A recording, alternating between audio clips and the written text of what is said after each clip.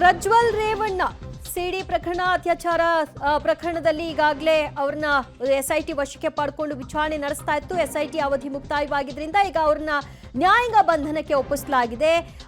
June 24ರವರೆಗೂ ಕೂಡ ನ್ಯಾಯಾಂಗ ಬಂಧನದಲ್ಲಿ ಪ್ರಜ್ವಲ್ ರೇವಣ್ಣ ಇರಲಿದ್ದಾರೆ ಅನ್ನೋ ಮಾಹಿತಿ ಕೂಡ ಈಗ ಹೊರಕ್ಕೆ ಬರ್ತಾ ಇದೆ. ಜೂನ್ 24ರವರೆಗೆ ಪ್ರಜ್ವಲ್ ರೇವಣ್ಣಗೆ ಜೈಲು ಫಿಕ್ಸ್.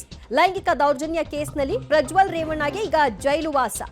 ಎಸ್ಐಟಿ ಕಸ್ಟಡಿ ಮುಕ್ತಾಯವಾದ ನಂತರದಲ್ಲಿ ಮತ್ತೆ ಕಸ್ಟಡಿಗೆ ಕೋರಬಹುದಾದಂತಹ ಸಾಧ್ಯತೆ ಕೂಡ ಇತ್ತು. ಇತರೆ ಪ್ರಕರಣಗಳಿಗೆ ಸಂಬಂಧಪಟ್ಟ ಹಾಗೆ ಇದು ಮೊದಲ ಕೇಸ್ಗೆ ಸಂಬಂಧಿಸಿದ ಹಾಗೆ ಅವರನ್ನ ವಶಕ್ಕೆ ಪಡ್ಕೊಂಡು ವಿಚಾರಣೆಯನ್ನ ಮಾಡಿದ್ದು. ವಿಚಾರಣೆ ಇನ್ನೂ ಕೂಡ ಪೂರ್ಣವಾಗಿಲ್ಲ ಮತ್ತು ಮಹಜರು ಕಾರ್ಯವೂ ಕೂಡ ಇನ್ನೂ ಇರೋ ಕಾರಣದಿಂದಾಗಿ ಮತ್ತೆ ಎಸ್ಐಟಿ ತಮ್ಮ ಕಸ್ಟಡಿಗೆ ಕೇಳಬಹುದು ಅಂತ ಹೇಳಲಾಗ್ತಾ ಇತ್ತು. ಈಗ ನ್ಯಾಯಾಂಗ ಬಂಧನ ಅದು ಜೂನ್ 24ರವರೆಗೆ ಅನ್ನುವಂತಹ ಅಪ್ಡೇಟ್ ಈಗ ಲಭ್ಯವಾಗ್ತಾ ಇದೆ. ಸದ್ಯ ಪ್ರಜ್ವಲ್ ರೇವಣ್ಣ ವಿರುದ್ಧ 3 ಪ್ರಕರಣಗಳು ದಾಖಲಾಗಿವೆ, ಅತ್ಯಾಚಾರ ಮತ್ತು ಲೈಂಗಿಕ ದೌರ್ಜನ್ಯ ಪ್ರಕರಣಗಳು. ಸೊ ಈ ಪ್ರಕರಣದ ಮೊದಲ ಭಾಗವಾಗಿ ಲೈಂಗಿಕ ದೌರ್ಜನ್ಯ ಕೇಸ್ಗೆ ಸಂಬಂಧಪಟ್ಟ ಹಾಗೆ ಎಸ್ಐಟಿ ಕಸ್ಟಡಿಗೆ ಪಡ್ಕೊಂಡು ವಿಚಾರಣೆ ನಡೆಸಿತ್ತು ಮತ್ತು ಮೆಡಿಕಲ್ ಟೆಸ್ಟ್ಗಳನ್ನು ನಡೆಸಿತ್ತು. ಜೊತೆಗೆ ಸ್ಥಳ ಮಹಜರು ಕಾರ್ಯವನ್ನು ಕೂಡ ಆರಂಭ ಮಾಡಿತ್ತು. ಇದೆಲ್ಲದರ ಬೆನ್ನಲ್ಲೇ ಈಗ ಎಸ್ಐಟಿ ಅವಧಿ ಮುಕ್ತಾಯವಾದ ನಂತರದಲ್ಲಿ ಮತ್ತೆ ಕಸ್ಟಡಿಗೆ ಕೋರುವಂತಹ ಸಾಧ್ಯತೆಗಳು ಏನ್ ಕೇಳಿ ಬಂದಿತ್ತು ಅದು ಇಲ್ಲ. ಸದ್ಯಕ್ಕೆ ಜೂನ್ 24ರವರೆಗೆ ಪ್ರಜ್ವಲ್ ರೇವಣ್ಣ ಜೈಲು ವಾಸ ಫಿಕ್ಸ್ ಆಗಿದೆ. ಮತ್ತಷ್ಟು ಮಾಹಿತಿ ಕೊಡ್ತಾರೆ ನಮ್ಮ ಪ್ರತಿನಿಧಿ ಮುರಳೀಧರ್. ಎಸ್ಐಟಿ ಕಸ್ಟಡಿ ಅವಧಿ ಮುಕ್ತಾಯವಾಗ್ತಿದ್ದ ಹಾಗೆ ಮತ್ತೆ ಇನ್ನೊಂದು ಕೇಸ್ಗೆ ಸಂಬಂಧಪಟ್ಟ ಹಾಗೆ ಅವ್ರನ್ನ ವಶಕ್ಕೆ ಪಡೆಯೋ ಸಾಧ್ಯತೆ ಬಗ್ಗೆ ಹೇಳಲಾಗ್ತಾ ಇತ್ತು.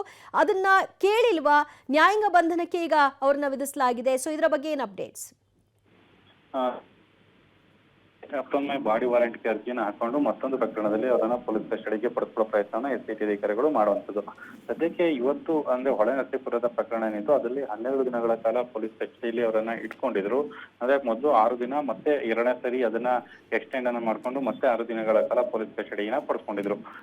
ಎರಡೂ ಕೂಡ ಸೇರಿ 12 ದಿನಗಳ ಕಾಲ ಪೊಲೀಸ್ ಕಸ್ಟಡಿ ಆಗಿತ್ತು. ಜೊತೆಗೆ ಅವರ ಮೆಡಿಕಲ್ ಆಗಿತ್ತು. ಜೊತೆಗೆ ಹೊಳೆನರಸೀಪುರದಲ್ಲಿ ನಡೆದಂತ ಮಾಜರ್ ಪ್ರಕ್ರಿಯೆ ಮತ್ತು ಇವತ್ತು ಬೆಳಗ್ಗೆಯನ್ನು ಕೂಡ ಬಸವನಗುಡಿಯ ಮನೆಯಲ್ಲೂ ಕೂಡ ಒಂದೊಂದಿಷ್ಟು ಮಾಜರನ್ನ ಮಾಡಿದ್ರು. ಮಾಜರನ್ನೆಲ್ಲ ಮಾಡಿ ಬಳಿಕ ಈಗ ನ್ಯಾಯಾಧೀಶರ ಮುಂದೆ ಹಾಜರುಪಡಿಸಿ ಮತ್ತೊಂದು ಪ್ರಕರಣದಲ್ಲಿ ಇಲ್ಲಿಯೇ ಅವರನ್ನ ಪೊಲೀಸ್ ಕಸ್ಟಡಿಗೆ ಪಡ್ಕೊಳ್ಳಿಕ್ಕೆ ಸಾಧ್ಯ ಇಲ್ಲ. ಆ ಹಿನ್ನೆಲೆಯಲ್ಲಿ ಅವರನ್ನ ನ್ಯಾಯಾಂಗ ಬಂಧನಕ್ಕೆ ಕಳಿಸುವಂತದ್ದು. ಅದಾದ ಬಳಿಕ ಮತ್ತೆ ಬಾಡಿ ವಾರೆಂಟ್ ಮೇಲೆ ಅರ್ಜಿಯನ್ನು ಹಾಕೊಂಡು ಬಾಡಿ ವಾರೆಂಟ್ ಮೇಲೆ ಮತ್ತೊಮ್ಮೆ ಪ್ರಕರಣದಲ್ಲಿ ಅವರನ್ನ ವಶಕ್ಕೆ ಪಡೆದುಕೊಳ್ಳುವಂತ ಪ್ರಯತ್ನಗಳನ್ನ ಎಸ್ಐಟಿ ಅಧಿಕಾರಿಗಳು ಮಾಡ್ಬೇಕಾದಂತದ್ದು. ಬಹುತೇಕ ಆ ಪ್ರಕ್ರಿಯೆ ನಾಳೆಯಿಂದ ಶುರುವಾಗುತ್ತೆ. ಶುರುವಾದ ಬಳಿಕ ಅವರನ್ನ ಮತ್ತೆ ಇನ್ನೊಂದು ಅಂದ್ರೆ ಟೋಟಲ್ ಇನ್ನೂ 2 ಪ್ರಕರಣಗಳು ಬಾಕಿ ಉಳ್ಕೊಂಡಿದೆ. ಯಾಕಂದ್ರೆ ಆ ಪ್ರಕರಣಗಳಲ್ಲಿ ಮಾಜರನ್ನ ಮಾಡ್ಬೇಕಾಗಿರ್ತದ್ದು. ಆ ಹಿನ್ನೆಲೆಯಲ್ಲಿ ಮುಂದಿನ ದಿನಗಳಲ್ಲಿ ಮಾಡ್ತಾರೆ. ಸದ್ಯಕ್ಕೆ ಇವತ್ತು ಅವರನ್ನ ಪರಪ್ಪನಗರಕ್ಕೆ ಕರ್ಕೊಂಡು ಹೋಗಿ ಅಲ್ಲಿ ಮುಂದಿನ ಪ್ರಕ್ರಿಯೆಗಳೇ ಅಂದ್ರೆ ಅವರನ್ನ ನ್ಯಾಯಾಂಗ ಬಂಧನಕ್ಕೆ ಒಪ್ಪಿಸ್ತಾರೆ. ಅದಾದ ಬಳಿಕ ಮುಂದಿನ ಪ್ರಕ್ರಿಯೆಗಳು ನಡೆಯುವಂತದ್ದು. ದಿವ್ಯಾ, ಅಂದ್ರೆ ಜೂನ್ 24ರವರೆಗೆ ನ್ಯಾಯಾಂಗ ಬಂಧನಕ್ಕೆ ಕೊಡಲಾಗಿದೆ. ಅಂದ್ರೆ ಇದರ ಮಧ್ಯದಲ್ಲಿ ಯಾವಾಗ ಬೇಕಾದ್ರೂ PC ಕಸ್ಟಡಿಗೆ ಕೇಳುವಂತಹ ಸಾಧ್ಯತೆಗಳು, ಅದಕ್ಕಾಗಿ ಬಾಡಿ ವಾರೆಂಟ್ ಅನ್ನ ಕೇಳೋ ಎಲ್ಲ ಸಾಧ್ಯತೆಗಳು ಇನ್ನು 2-3 ದಿನಗಳಲ್ಲೂ ಆಗಬಹುದಾದ ನಿರೀಕ್ಷೆ ಇದೆಯಾ ಮುರಳಿ? ಖಂಡಿತ ದಿವ್ಯಾ. ಯಾಕಂದ್ರೆ ಇದು ಕೇವಲ ಪೊಲೀಸ್ ಕಸ್ಟಡಿಯಲ್ಲಿ ಇದ್ದಂತವ್ರನ್ನ ನ್ಯಾಯಾಂಗ ಬಂಧನಕ್ಕೆ ಅಂದ್ರೆ ಜುಡಿಷಿಯಲ್ ಕಸ್ಟಡಿಗೆ ಕಳಿಸುವಂತದ್ದು. ಯಾಕಂದ್ರೆ ಅದು ಕೋರ್ಟ್ ನ ಲಿಮಿಟ್ ನಲ್ಲಿ ಇರ್ತಾರೆ. ಅಂದ್ರೆ ನ್ಯಾಯಾಧೀಶರ ಅಧೀನದಲ್ಲಿರುವಂತ ಕೋರ್ಟ್ ನ ಲಿಮಿಟ್ ನಲ್ಲಿರ್ತಾರೆ ನ್ಯಾಯಾಂಗ ಬಂಧನಕ್ಕೆ ಕಳಿಸ್ಕೊಡುವಂಥದ್ದು. ಅಂದ್ರೆ ತನಿಖೆಗಾಗಿ ಬೇಕಾದ ಸಂದರ್ಭದಲ್ಲಿ ನ್ಯಾಯಾಧೀಶರಿಗೆ ಮತ್ತೊಮ್ಮೆ ಮನವಿಯನ್ನ ಮಾಡ್ಕೊಳ್ತಾರೆ.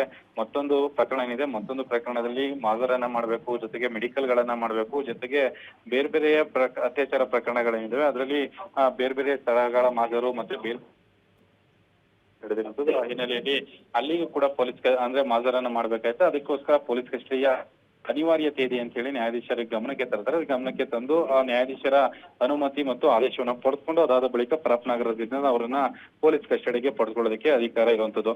ಸದ್ಯಕ್ಕೆ ಇವತ್ತು ಅವರು ನ್ಯಾಯಾಂಗ ಬಂಧನಕ್ಕೆ ಹೋಗ್ತಾರೆ. ನಾಳೆ ಮತ್ತೆ ಎಸ್ಐಟಿ ಅಧಿಕಾರಿಗಳಿಗೆ ಬೇಕಾದ್ರೆ ನಾಳೆ ಅರ್ಜಿಯನ್ನ ಸಲ್ಲಿಕೆ ಮಾಡ್ತಾರೆ. ಅರ್ಜಿನ ಸಲ್ಲಿಕೆ ಮಾಡಿದ ನಂತರ ಅದಕ್ಕೆ ಯಾವ ಕಾರಣಗಳಿಗಾಗಿ ಅವರು ನ್ಯಾಯಾಂಗ ಬಂಧನಕ್ಕೆ ಬೇಕು ಅನ್ನೋದನ್ನ ಕನ್ಫರ್ಮೇಶನ್ ಅನ್ನ ಕೊಡೋದು. ಅಂದ್ರೆ ಜುಡಿಷಿಯಲ್ PC ಕಸ್ಟಡಿಗೆ ಹಾಕ್ಬೇಕು ಅಂತ ಹೇಳಿ ಕನ್ಫರ್ಮೇಶನ್ ಅನ್ನ ಕೊಡಬೇಕು. ಜೊತೆಗೆ ನ್ಯಾಯಾಧೀಶರೇ ಅದಕ್ಕೆ ಸಮ್ಮತಿಯನ್ನ ಸೂಚಿಸಿದ್ರೆ ಅವರನ್ನ ಪೊಲೀಸ್ ಕಸ್ಟಡಿಗೆ ತೆಗೆದುಕೊಳ್ಳೋದಕ್ಕೆ ಅಧಿಕಾರ ಇರುವಂತದ್ದು. ದಿವ್ಯಾ, ಓಕೆ ಮುರಳಿ, ಸಂಪರ್ಕದಲ್ಲಿ ಮತ್ತಷ್ಟು ಮಾಹಿತಿಯನ್ನ ನಿಮ್ಮಿಂದ ಪಡೆದುಕೊಳ್ತೀವಿ. ಸದ್ಯ 24ರವರೆಗೂ ನ್ಯಾಯಾಂಗ ಬಂಧನಕ್ಕೆ ವಿಧಿಸಲಾಗಿದೆ.